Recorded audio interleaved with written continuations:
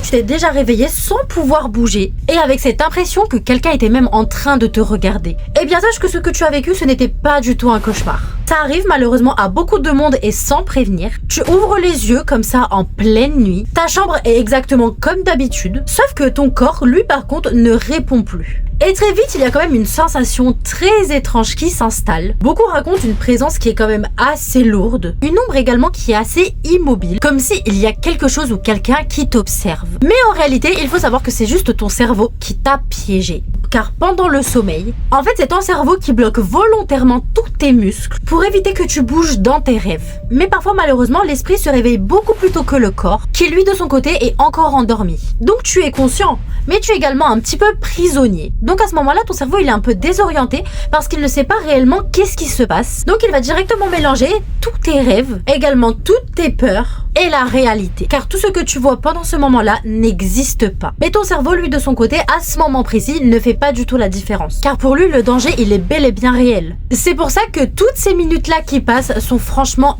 interminables. Tu vois, quand tu sens que les secondes, clairement, c'est des heures.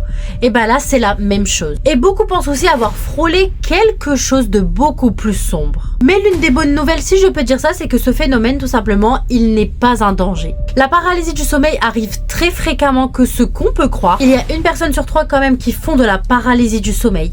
Donc c'est favorisé un petit peu par le stress, par l'anxiété, par le manque de sommeil aussi. Et également, ce qui favorise aussi, c'est le fait de dormir sur le dos. Alors ça peut paraître bête, dit comme ça, mais je vous jure que ça favorise énormément le fait d'avoir une paralysie du sommeil. Donc je te conseille forcément de dormir sur le côté. Et si ça t'arrive, n'essaye pas de lutter. Essaye de te concentrer juste sur un détail complètement minuscule, comme par exemple essayer un petit peu de bouger les yeux. Le reste de ton corps suivra petit à petit. Alors toi maintenant, dis-moi aussi dans les commentaires, est-ce que tu as déjà vécu une paralysie du sommeil? Moi personnellement, j'en ai jamais eu de ma vie. Et littéralement, je ne vais pas mentir que ça me fait mais extrêmement peur. Même si je sais qu'il n'y a pas de danger spécifique. Mais si toi tu en as vécu, n'hésite surtout pas à dire ton expérience dans les commentaires.